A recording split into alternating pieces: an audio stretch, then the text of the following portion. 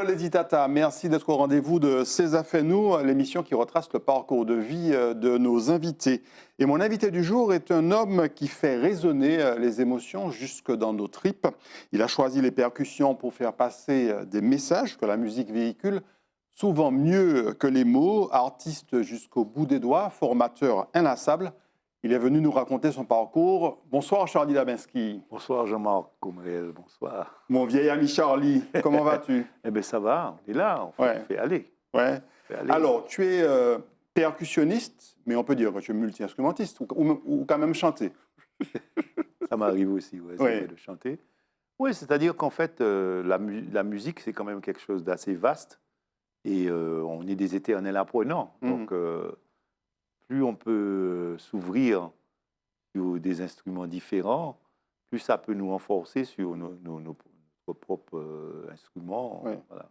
Et puis on va le voir aussi, tu es un formateur, je le disais, un formateur inlassable. Ça fait plus de 30 ans que tu formes des jeunes à la batterie, aux percussions. Oui, je travaille pour la ville du Lamentin, où j'ai à peu près un atelier qui a, à peu près plus de 30 ans. Voilà, Ouais. exactement, oui.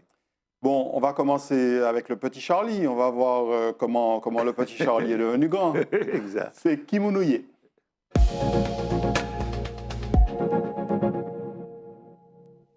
Charlie, est-ce que tu pourrais te définir ta personnalité, ton caractère en quelques mots, quelques phrases? Eh bien, je suis quelqu'un d'assez cash, mais aussi, je suis, comme je te disais, un éternel apprenant, parce que Ouais. la vie, on n'a jamais fini d'apprendre, quoi. C'est tous les jours qu'on en apprend, Ouais. même avec nos propres élèves. Alors, on va retrouver le petit garçon Charles, parce que tu es né Charles Labinski, Oui, mais très tôt, tout le monde t'a appelé Charlie. exact. Alors, raconte-nous cette photo. Cette photo, c'est avec ma sœur, qui est aussi ma marraine. Tu sais, dans les familles, nous sommes une fratrie de 6 enfants. Je suis le dernier et souvent, la grande sœur est la marraine et le grand frère est le parrain. Ouais. Ouais. C'est ça, c'est mon cas dans ma famille. Et là, c'est ma marraine, ma sœur Irène, qui est ma marraine. Elle a été prise où cette photo, tu te souviens? Cette photo a été prise peut-être en face de chez nous, chez un voisin, à côté, chez un voisin. Comme ça, on a fait la photo dans la rue, à Châteauboeuf. Oui. À Châteauboeuf, à Châteauboeuf, Fort-de-France. on a habité Châteauboeuf. Très tôt, je suis né d'ailleurs dans ce quartier. Ouais. Oui. Ouais. On retrouve le petit garçon un petit peu plus grand sur la photo suivante. Je pense que c'est avec ta maman. Oui, c'est avec ma maman. Ma mère qui est décédée d'ailleurs en novembre 2024.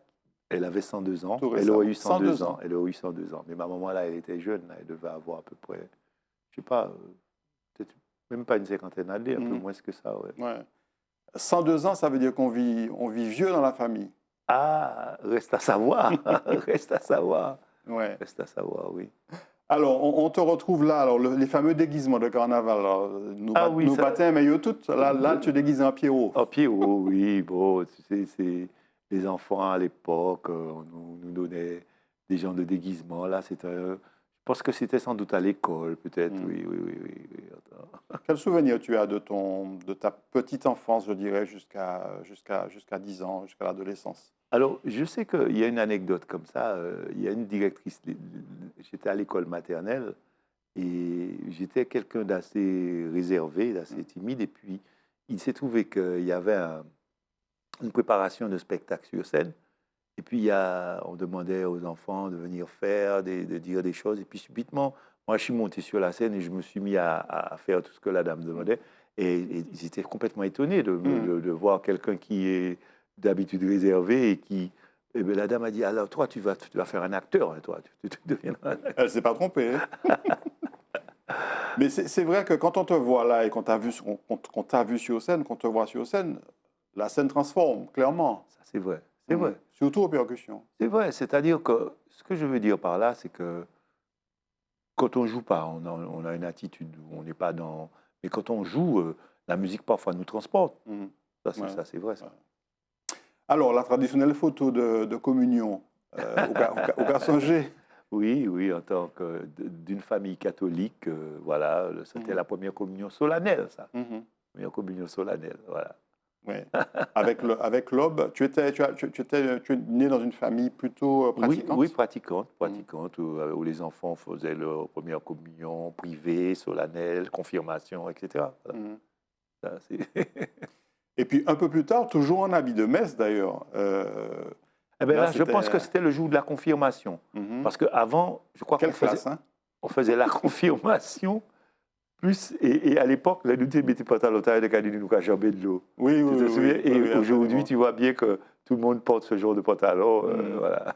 Et on reconnaît les voitures d'époque. Il me semble voir une Dauphine au Voilà, loin, une exact. 404. Exact, exact, exact. Donc tu as grandi, tu as passé toute ton enfance, ton adolescence à Fort-de-France? À Fort-de-France. Je suis Mhm. né à Fort-de-France. Je suis né à l'hôpital civil.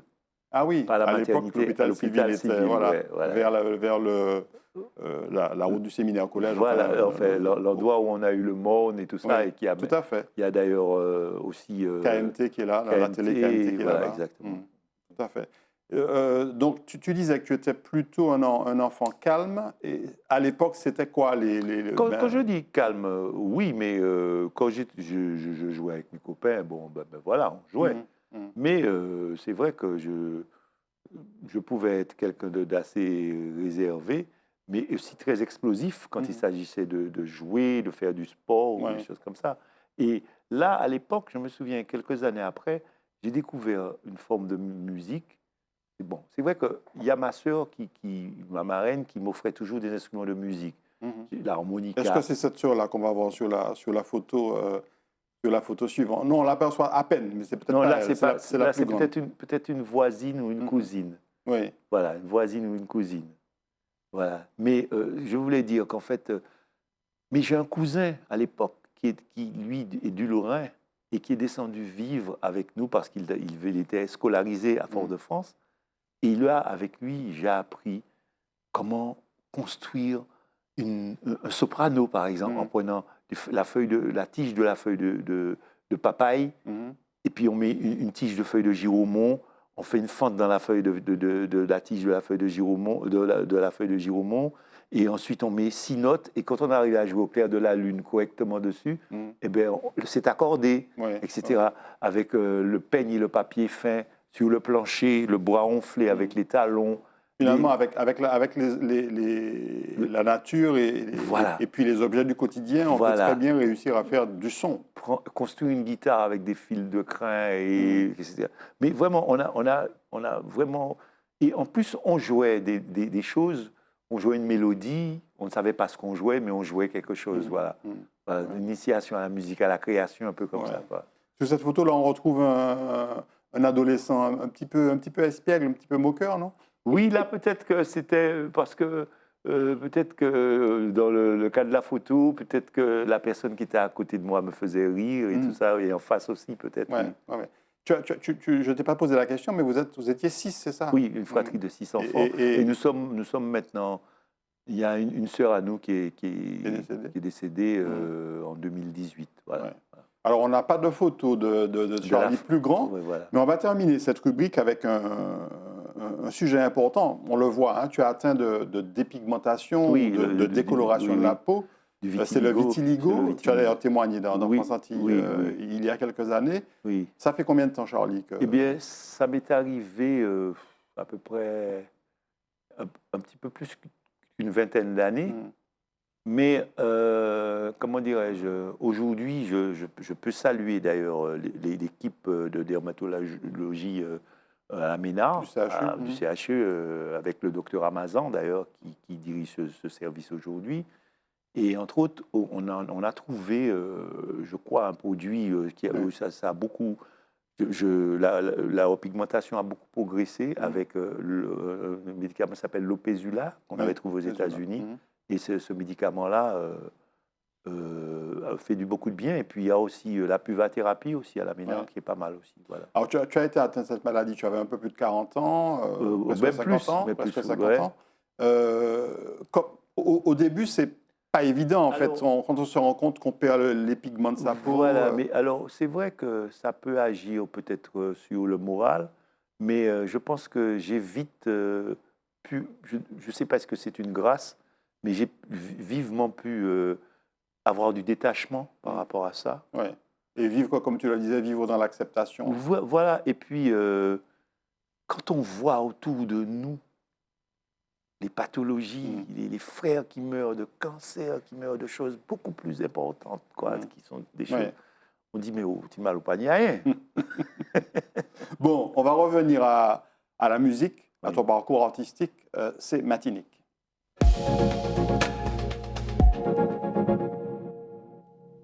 Alors, on a parlé de musique, mais on va voir que tu as de multiples talents artistiques, puisque tu es parti assez tôt en France, dans l'Hexagone, et tu as fait une rencontre avec un monsieur qui s'appelle Benjamin Jules Rosette, Oui, oui. qu'on va découvrir en photo. Le théâtre noir. Au Théâtre Noir à Paris. Oui. Benjamin Jules Rosette, metteur en scène, comédien lui-même, metteur en scène de théâtre. Alors, raconte-nous un petit peu Il cette a monté rencontre. un théâtre à la rue de Ménilmontant, qui s'appelait le Théâtre Noir. Donc, dans le 19e. Et voilà, et qui a pu rassembler toute la diaspora. Là, on était quoi, à la fin des années 70 à peu 79. près 79. 79-80, entre 79-80. Et Benjamin, d'ailleurs, là, c'est là que j'ai reconnu la communauté brésilienne, la communauté africaine, la communauté... Oui, parce que c'était toutes les communautés noires. En fait. Un brassage, vraiment un vrai brassage. On va retrouver d'ailleurs, tu officiais dans cette pièce, voilà, avec des personnes connues autour de toi. Ça s'appelle les enfants de zombies. Et on a Georges Hilarion. Moi, j'avais un rôle très secondaire. Oui, on si tu veux. t'aperçoit Je jouais le rôle derrière, du bedeau. Et Georges Hilarion, qui a la soutane, quoi, Ouais, comme une soutane. ouais. À côté de lui, on a Alex Emiedesca, qui est aujourd'hui un acteur connu. Derrière, c'est Théo Légitimus, un oncle à Pascal Légitimus. Et sur l'extrême gauche, nous avons Serge Hubret, qui a tourné avec Jean Marais, d'ailleurs, aussi. Voilà. D'accord. Alors, donc, au Théâtre Noir, tu es arrivé, et tu es plus arrivé pour être comédien. Non, non, en pas fait, forcément. Bizarrement, j'arrive au Théâtre Noir, je tombe sur Benjamin Jules Rosette, qui voit que, que je suis très disponible, parce que j'étais venu vraiment pour voir comment je fais une carrière un petit peu artistique, mais en même temps pour me former un peu sur la France. Et là, il me propose de devenir le percussionniste du théâtre. Alors, dans ça, j'avais un rôle de musicien, percussionniste, mais en même temps, on m'avait donné, petit à petit, il me disait, bon, ben, tiens, tu vas faire ça. J'ai fait le rôle du bedeau, voilà. Et puis, tu as aussi fait de belles rencontres au Théâtre Noir, comme par exemple Lisette Malidor. Alors, on va voir l'annonce du spectacle Errance, qui avait été écrit et mis en scène par Benjamin Jules Rosette. Qui, pareil, en tant que percussionniste du théâtre, il m'a demandé de travailler avec lui, avec Geoffroy Oriema, qui est aujourd'hui un artiste mondialement connu. Qu'on va retrouver d'ailleurs sur la photo suivante avec toi, Lisette Malidor et Benjamin Jules Rosette. Exact. C'était lors de la mise en place de cette... C'est une mise en scène de toutes les poètes de Damas, de Sangor et tout ça. C'est un montage poétique. C'est-à-dire que Lisette Malidor avait laissé le côté Cotton Club pour venir au théâtre. Et je pense que c'était une très belle initiative de sa part. C'est-à-dire c'était une façon de militer pour le théâtre. Et ce théâtre, d'ailleurs, a été un des rares, le premier théâtre noir à être subventionné. Alors justement, parle-nous un petit peu de toutes ces rencontres que tu faisais, parce que c'était une idée formidable, en fait, de créer un lieu artistique où regrouper et recevoir toutes les communautés noires. Alors là pareil, j'ai pu rencontrer Jojo Gokavla, la rencontre avec Jojo Gokavla, qui venait au théâtre et qui reste quand même un de nos maîtres à la percussion, et aussi Marie-Jo Praget.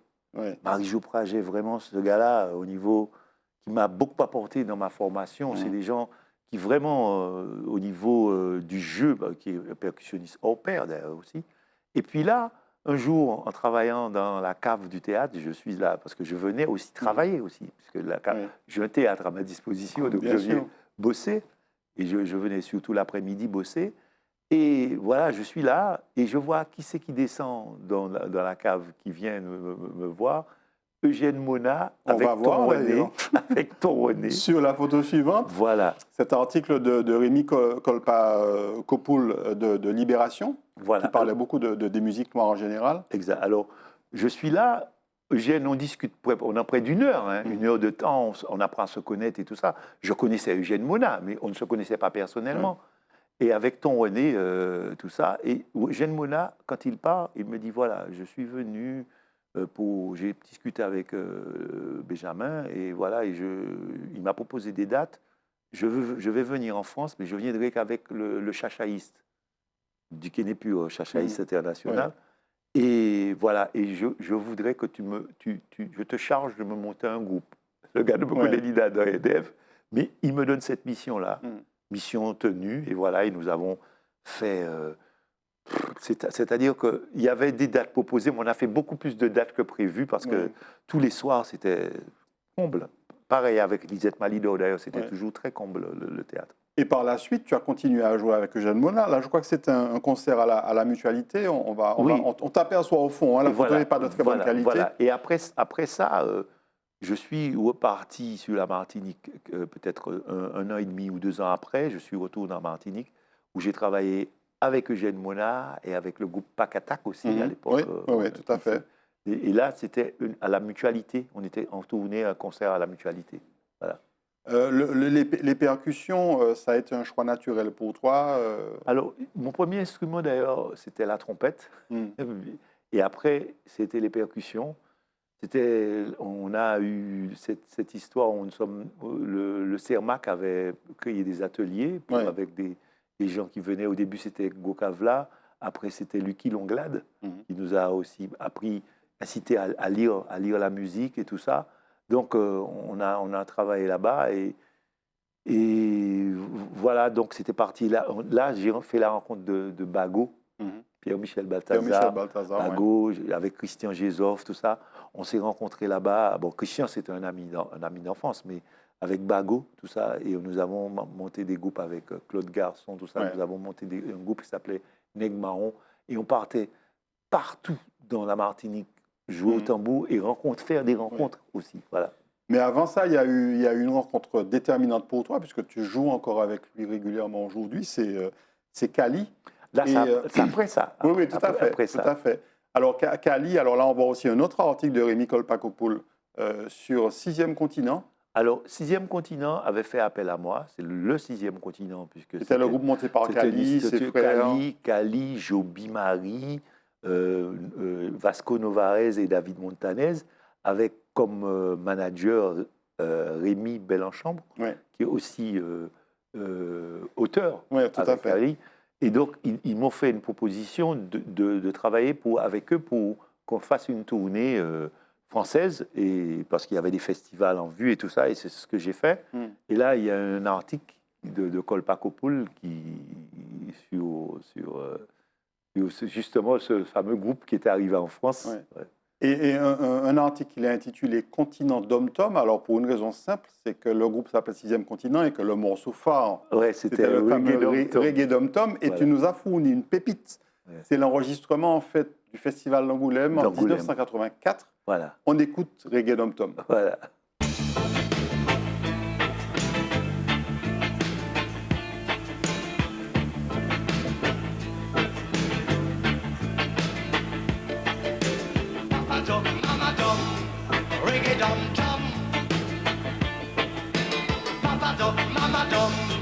Reggae dum-dum, comme une malédiction.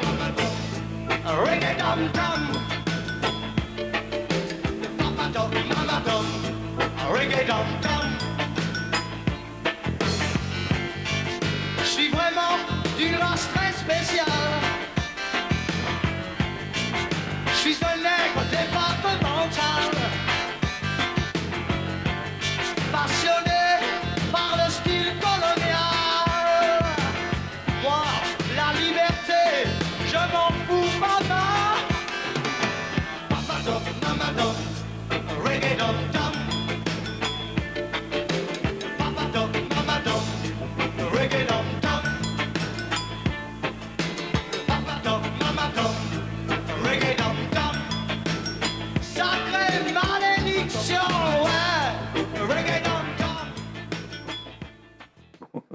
Oui, Charlie, donc là, bon, Reggae Dom Tom, un morceau puissant au niveau Oui. des paroles. En plus, Ouais. vous jouiez là devant un public métropolitain Voilà. de Français de l'Hexagone à Angoulême. Voilà. Et tu disais que tu as été appelé.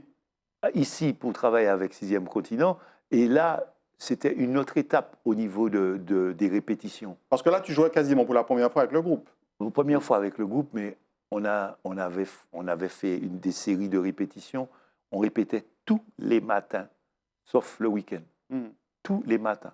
Tous les matins jusqu'à l'après-midi. Hein. Ouais. C'est-à-dire que là, vraiment, c'était un professionnalisme. Vraiment, c'est vraiment un groupe de grands professionnalisme. Et depuis 1984, donc depuis plus de 40 ans, en fait, tu n'as jamais vraiment quitté Cali. Voilà, vous parce avez que quasiment joué tout le temps on ensemble. a eu plusieurs étapes. Il y a eu l'étape Sixième Continent. Après, on s'est quitté. Je suis parti à New York. Après, je suis revenu sur la France. Et en revenant sur la France, Cali, lui, avait quitté le groupe. Et là, on s'est connus différemment, de façon beaucoup plus intime, parce que nous avons travaillé sur plein de projets ensemble. On va en reparler d'ailleurs.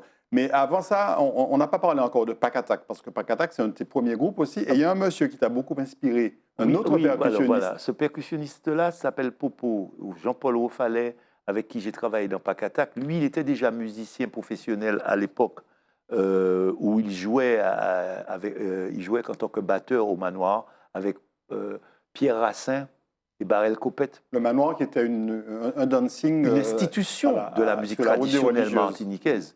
Et puis qui jouait, en plus très éclectique aussi. On ne jouait pas que de la musique traditionnelle. Au Manoir, n'importe quel musicien arrivait, un musicien de jazz arrivait, les gars l'accompagnaient. C'était vraiment une sacrée école. Avec lui, j'ai beaucoup appris aussi. Voilà, et très belle photo de la synchronicité des mains, la synergie des mains. Voilà. Nous étions là, on devait jouer dans une boîte à Fort-de-France.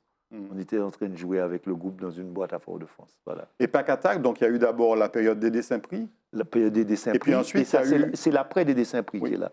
Il y a eu justement, on va le voir sur la photo suivante, il y a eu l'après des Saint-Prix. Oui, et nous avions monté un groupe avec, comme chanteur, il y avait Timothée Hérel aussi. Et Christian Gézoff aussi, ses compositions. Christian Gézoff qu'on voit ici tout à droite, avec Pierre-Michel Balthazar Bagot et Mario Mas aussi. Donc c'était un groupe qui jouait à deux flûtes.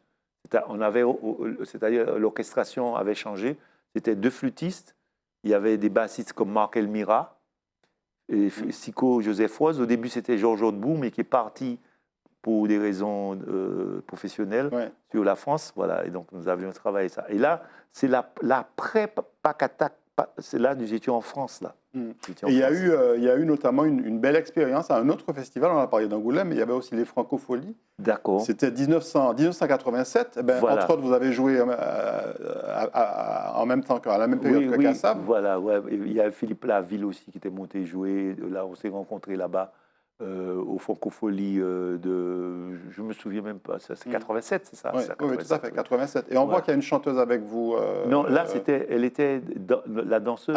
Marilyn Lopa. Oui. Marilyn Lopa qui après a dansé avec Kassav. Non, c'est sa sœur. C'est sa sœur, oui, tout à fait. Catherine Lopa, Marilyn Lopa, effectivement, tout à fait. Deux sœurs. Ces filles-là ont dansé depuis très longtemps. Je les ai connues depuis très longtemps dans une association à Neuilly-Plaisance. Oui. À l'époque où j'étais en France, j'allais accompagner les cours de danse où elles dansaient là-bas. Et tu parlais de l'après Sixième Continent pour Cali. Vous vous êtes retrouvés, je crois que le groupe s'appelait Kumbit Jok. Kumbit Jok. Un Kumbit Chok de Chok. Kumbit Jok. On avait monté ça parce que c'était pendant un été, on nous avait demandé un groupe, et là, nous étions partis jouer en Italie.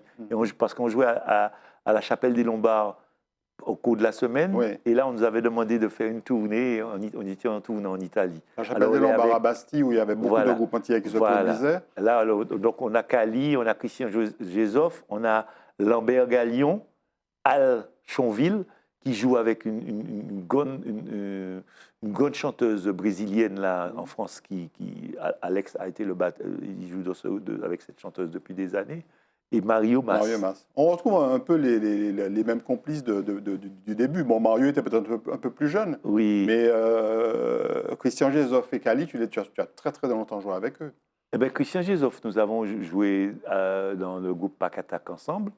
Et Cali, c'était dans Sixième Continent. Et là, c'était là, après Sixième Continent. tout à fait. Voilà. Et puis il y a eu encore une autre formation avec Cali, c'était le groupe Racine qu'il avait. Ah non, là, ça c'est Cali en tant que leader. C'est ça. Leader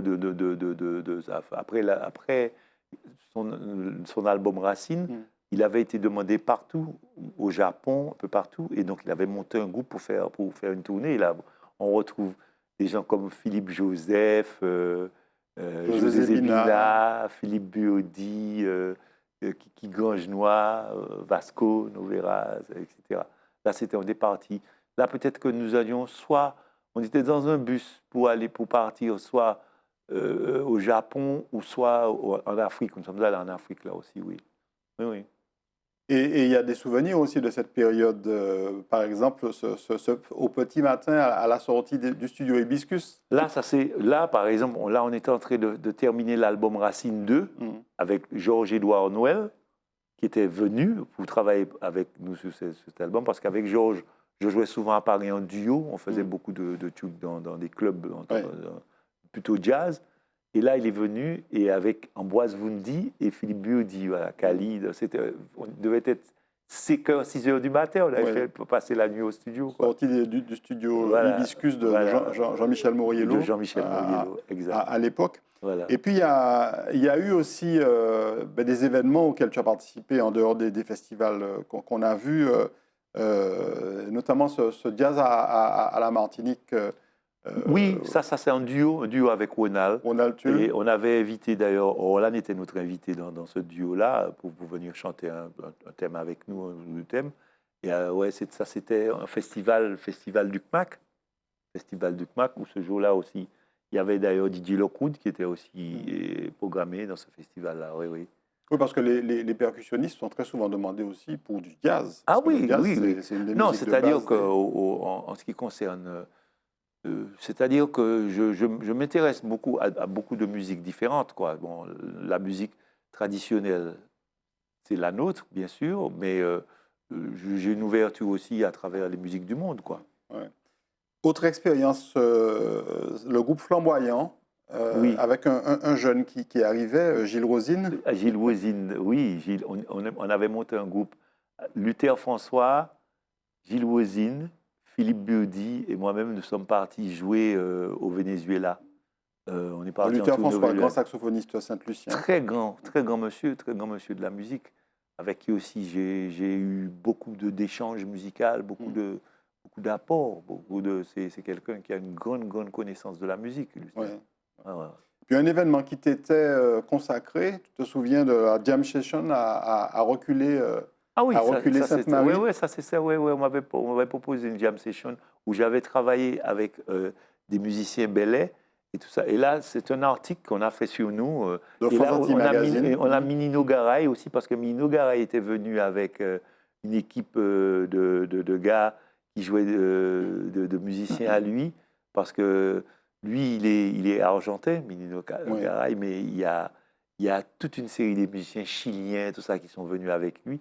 Et on avait fait une rencontre, là, en haut, là, avec Mickey et moi-même. Mickey Telef. Ouais, et moi-même, on avait fait une rencontre Martinique avec ces percussionnistes-là. Oui. Et voilà, Minino en bas. C'est un pote de longue date que je connais en France. Donc là, on était en 2004. Et puis, quelques temps après, il y a eu la création de Charlie Trio. Oui. Et avec ce premier album, Authentique. Avec Félix Clarillon et Francis Joseph Rose, oui. Donc là, c'était ta formation? C'est une formation, parce que j'ai demandé aux gars de me rejoindre, mais en fait, chacun apportait des pierres à l'édifice. Composition de Félix, composition de Francis et composition de moi-même. Et c'est là où on retrouvait Charlie Labinski au chant. On regarde.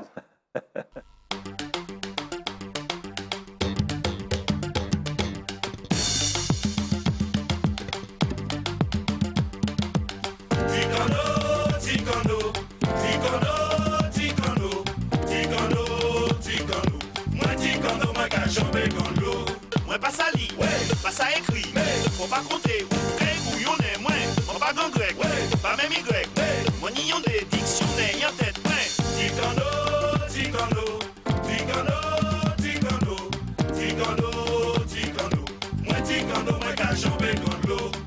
Oui, moi pas jamais à l'école. Ou comprendre tête moi qu'à tourner folle. Mais au passage moi qu'à jamber gant l'eau. C'est pour qui moi ni non ticano. Ticano, ticano, ticano, ticano, ticano, ticano. Moi ticano moi qu'à jamber gant l'eau. Moi pas ça lit, pas ça écrit. Faut pas compter ou créer bouillonner. Moi pas grand grec, pas même y. Moi ni yon des dictionnaires en tête. Un homme pour moi qui cache jamber gant l'eau. Ou pour moi pour envier bitako. Voilà, Ticano, Charlie, avec Charlie Trio, donc une reprise d'un titre de Thiémil, adapté par Wilfried Fontaine. Une adaptation de Wilfried Fontaine, les paroles, oui. Vous chantez bien, hein? Ça peut arriver, moi. Il y a un petit côté, il y a presque un petit côté raga dans la danse. Oui, un petit côté un petit peu news. Dancehall, oui. Et ça, Charlie Trio, donc c'est un groupe qui existe encore aujourd'hui. C'est-à-dire que le groupe est un petit peu en stand-by parce que notre ami Félix avait eu des petits soucis de santé. Donc voilà, donc le trio c'était nous trois. Donc il y a d'autres projets en cours, mais pas peut-être plus sous le nom de Charlie Trio, quoi. C'est-à-dire qu'on a fait quand même, il y a 2 albums, hein. Il y a eu l'album Authentique et l'album Fraternité Caraïbe. Et puis il y a eu, là c'était en quelque sorte un hommage à Thiémil. Voilà. Mais tu as participé aussi à Bélé Boom Bap, un projet de Cali, dans lequel vous avez rendu hommage à Tiraoul.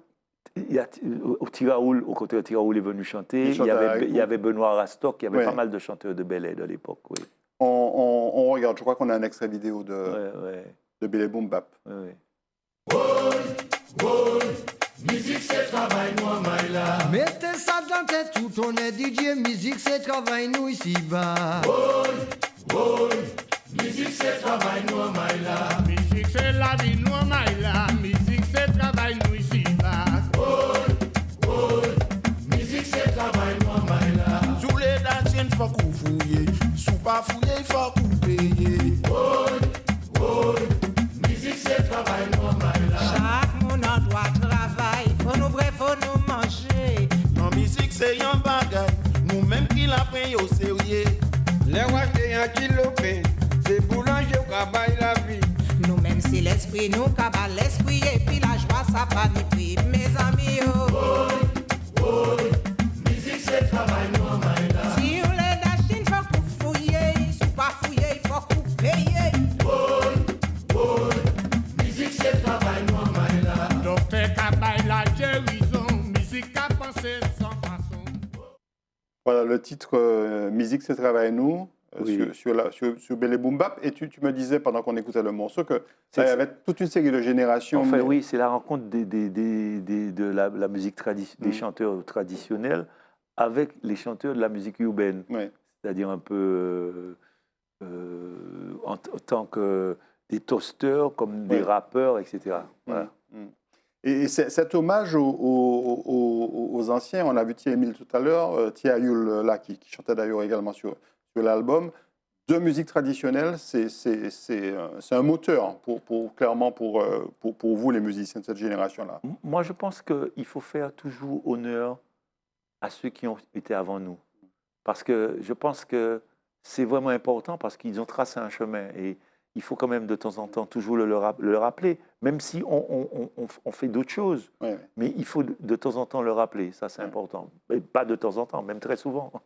Alors, le deuxième album de Charlie Trio, après Authentique, c'était Caraïbe. Fraternité Caraïbe. Tout à fait. Et ça c'est un cycle de Coco Wanekoraï. Assis au monde, je sors t'es sorti d'Antigua, et j'avais galéré toute la journée pour arriver en Martinique. Je dis à Coco, alors j'arrive le soir au monde, je passe au monde, je dis Coco, vous pouvez rendre compte que moi parti depuis bon matin, hein, c'est à fin d'après-midi moi arrivé en Martinique. En monde qui a sorti en France qui arrivait avant moi. Mais si on ne peut pas dire moi, qu'on ne peut pas être si près pour être si loin. Et là, il est assis là, il ne parle pas. Quand il a fini, il m'a remis ça, il m'a dit voilà le sigle de la Caraïbe unie. Ouais. Tu n'avais pas perdu ta journée finalement. Non, pas du tout. Et j'ai gardé ça sur un papier parce qu'il m'avait fait ça sur une serviette, tu vois les petites serviettes qu'on a. Et lorsque j'ai voulu faire ça, j'ai demandé aux ayants droit de l'utiliser et voilà.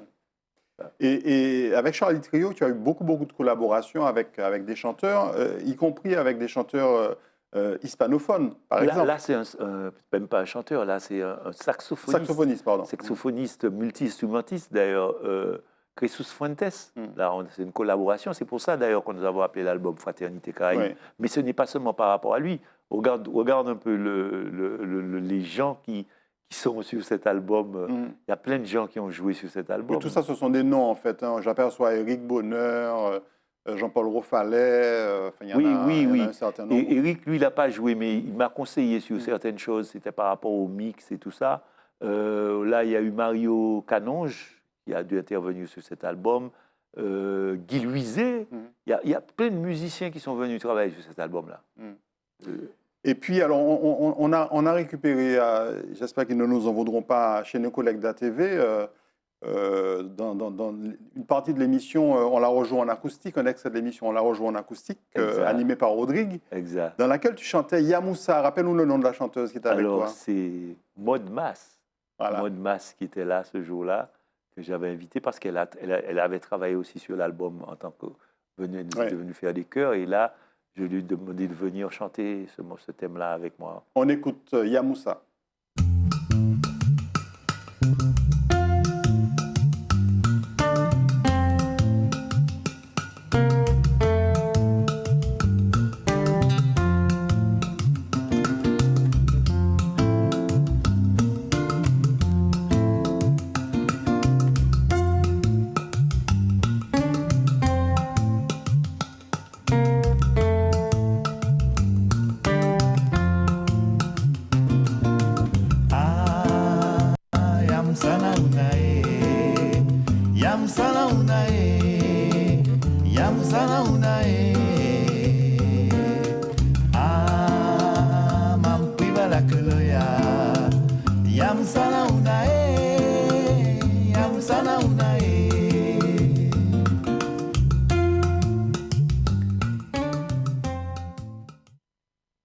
Oui, Charlie, tu me racontais justement la genèse de la chanson.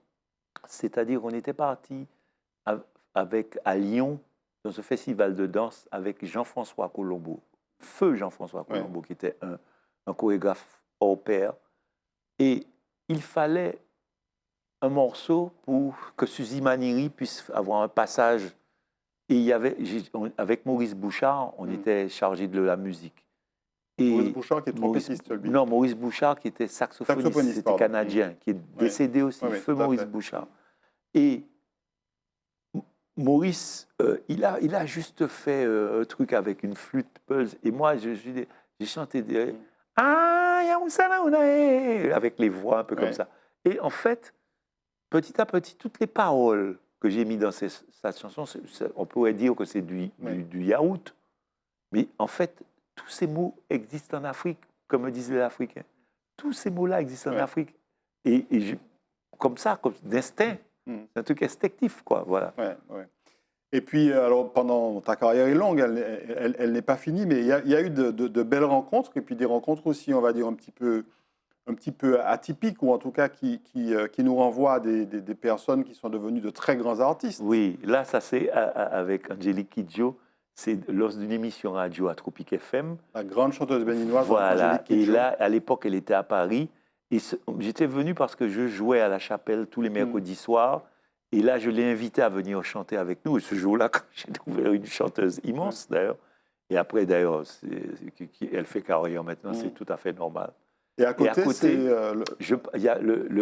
il y a Victor John qui était venu accompagner Michel Petrucciani. Et Michel Petrucciani, grand pianiste, et puis quelqu'un de très humain, quelqu'un avec qui... Et un jour, anecdote, on joue à la Chapelle des Lombards avec le groupe Pac-Attack, de ceux qui nous restaient du groupe Pac-Attack, parce que c'était un groupe qu'on faisait faire, on jouait à l'époque, parce que nous étions à Paris, en train d'étudier chacun dans ces trucs, et le patron de la Chapelle des Lombards demandait de faire parfois un peu Pac-Attack à la Chapelle. Et on est là, et c'est Thierry Vaton qui était au clavier, et puis il nous reste peut-être 2 morceaux à jouer, et puis il y a des mots des soirs où tu dis, bon, là, faut la fini. Et puis subitement, j'ai senti que le son du piano avait changé. Petrucciani s'est fait amener avec un gars qui le tenait comme ça à la main, Ouais. et puis il s'est mis à jouer. Et le son est monté ce soir-là. C'était extraordinaire. Et après, Ça a levé les autres. oui. Et après, il me dit, j'avais jamais essayé ce jazz-là. Voilà. Et puis il voulait absolument faire quelque chose avec Ouais. nous. On s'est rappelé, mais bon, après, bon, ça n'a pas pu se faire. Mais vraiment, c'était une expérience très intéressante. Alors, je crois qu'on a une autre photo avec un musicien américain. Je ne sais pas si on l'a. Voilà. Non, c'est pas celle-ci. Bon, mais je crois que ça va être la dernière. Il y avait aussi un autre musicien américain que tu oui, avais. Jack de Jonette, Oui, tout à qui fait. est un batteur qui était venu ici, que j'ai rencontré d'ailleurs, même aussi aux États-Unis, qui est un batteur hors pair, batteur pianiste aussi, et qui a joué avec Gary Peacock et Kurt Jarrett et Gary Peacock, qui avaient un trio époustouflant. Époustouflant. Quand on écoute ces gens-là, c'est extraordinaire, ceux qui jouent comme musique. Très bien. Ben, on arrive à la dernière partie de l'émission, c'est politique, et on va parler entre autres de la formation, parce que tu fais beaucoup de formation et de transmission. Oui, oui, oui.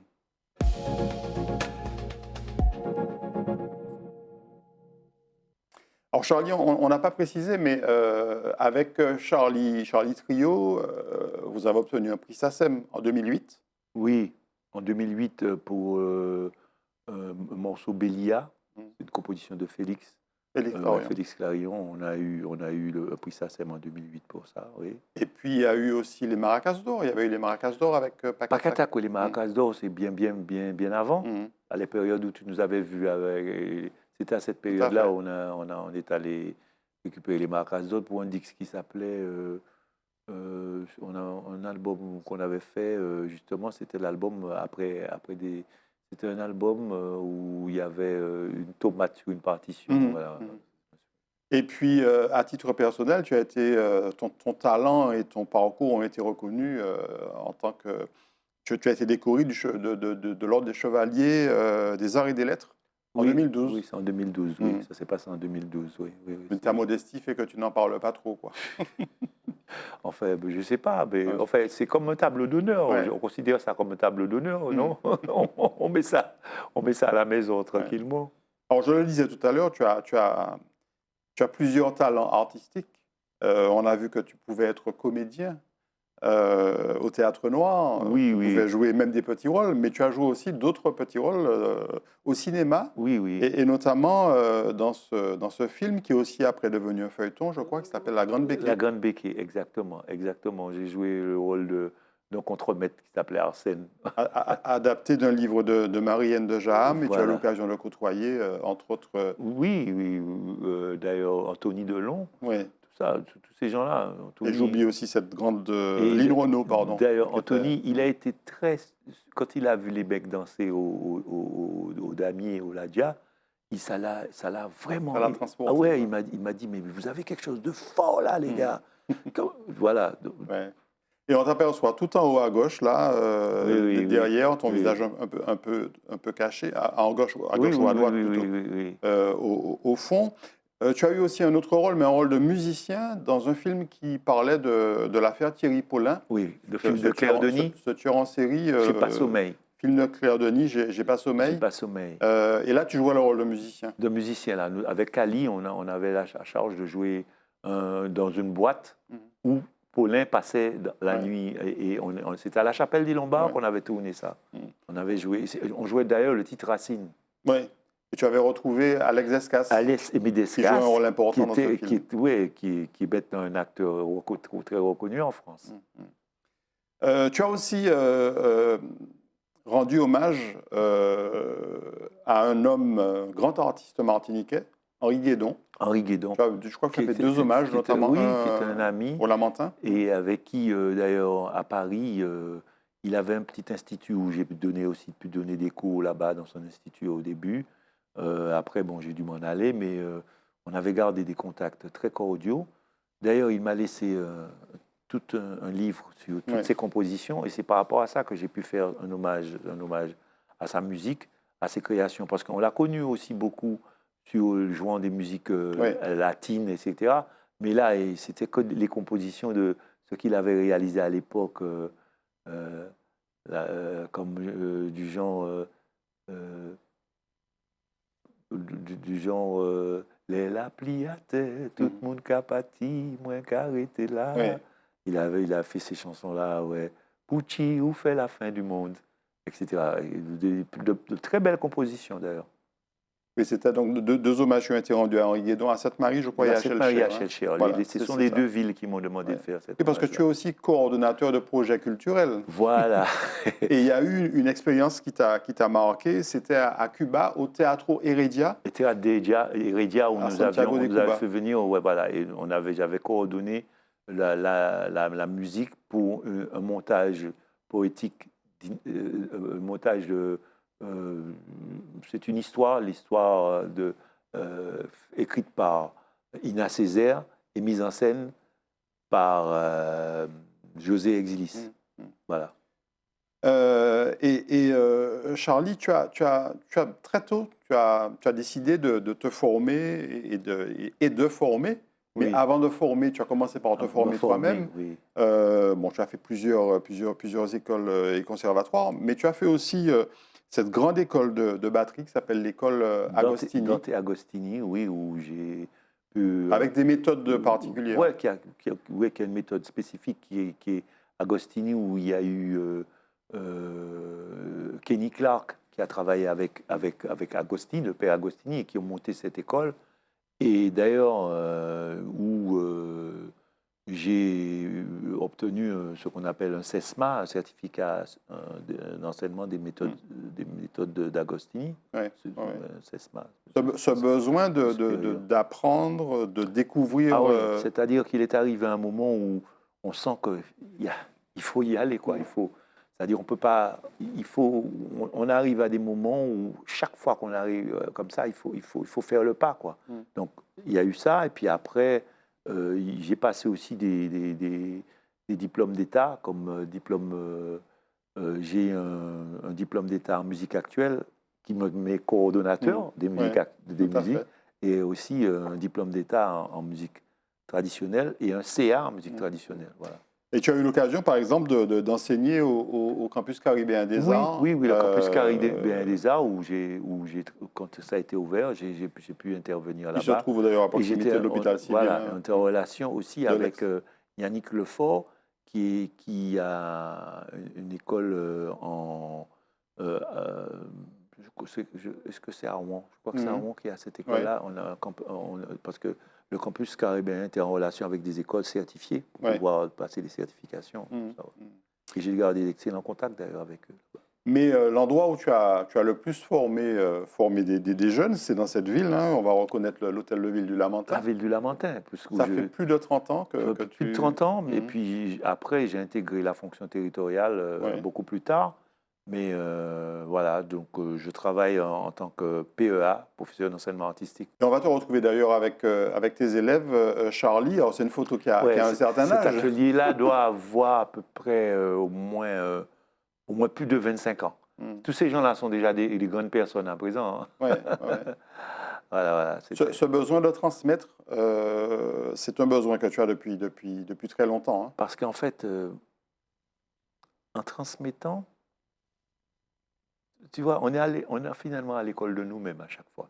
Parce qu'en transmettant, on constate qu'il faut que nous soyons très performants pour transmettre. Et même à ce moment-là, quand on est aussi vis-à-vis d'un groupe où on doit présenter un projet à des musiciens, il faut pouvoir avoir une pédagogie claire pour que les gens puissent comprendre ce que tu veux qu'ils fassent pour toi. Et c'est pareil pour les enfants. Et on apprend, même en apprenant, on apprend. Ouais. Charlie Laminski, depuis le Théâtre Noir en fin des années 70, ça fait plus de 45 ans aujourd'hui. Oui. Qu'est-ce que tu retiens de ce parcours? Tout a démarré un peu par là, hein, oui. C'est-à-dire aujourd'hui, avec Charlie Trio et puis toute la formation que tu continues à faire, qu'est-ce que tu retiens de ces quasiment 50 ans de parcours? C'est vrai qu'il y a eu beaucoup de rencontres, même auxquelles on n'a pas parlé, tu vois. dans d'autres pays, Bien sûr. même aux États-Unis. Il y a eu Mino Signelu, par exemple. La rencontre avec Mino a été très intéressante. Grand percussionniste lui grand aussi, percussionniste. Weather Report. Que j'ai rencontré pendant qu'il jouait avec Miles Davis. Mhm. Et il était en tournée à Paris au moment où on jouait à Angoulême. Il a dû utiliser mes instruments. Et après, je suis parti à New York. Je débarque au Suite Bézil. Il me dit, bon, c'est super que tu sois venu ce soir parce que je vais enregistrer je pars à San Francisco enregistrer. On va avec Weather Report. Et je voudrais que tu me remplaces avec Gil Evans. Je dis, mais je suis arrivé ici, je n'ai pas de matériel, je n'ai rien du tout. Il m'a dit, non, c'est pas grave, tu appelles Fabiano, qui est le batteur guadeloupéen Fabiano, qui habitait près de chez lui. Tu appelles Fabi, voilà, je te donne ses coordonnées. Il ira chercher le matériel avec toi, chez ma femme est au courant, etc. Voilà. Et puis avec Gil, un personnage, mais c'est que j'ai un puissant, si tu l'avais écouté, tu serais resté aux États-Unis. Voilà. C'est-à-dire qu'il y avait, parce que c'était une porte ouverte. Après ça, le jour que j'ai joué avec Gil, David Mary m'avait proposé tout ça. Alors Gil Evans, c'était l'arrangeur de Miles Davis, qui jouait tous les, je crois, mercredis. C'était tous les mercredis qu'on jouait au Sud Bézil. Voilà. Charlie, merci beaucoup d'avoir retracé ton parcours avec nous. De m'avoir invité. En ce moment, c'est un petit peu plus calme au niveau musical. Eh bien, en musical, si tu veux, je peux dire que j'ai quitté un peu la vie professionnelle musicale où je travaille quand même sur des projets précis, avec des choses précises, avec des musiciens toujours professionnels, parce qu'on fait des choses. Bien sûr.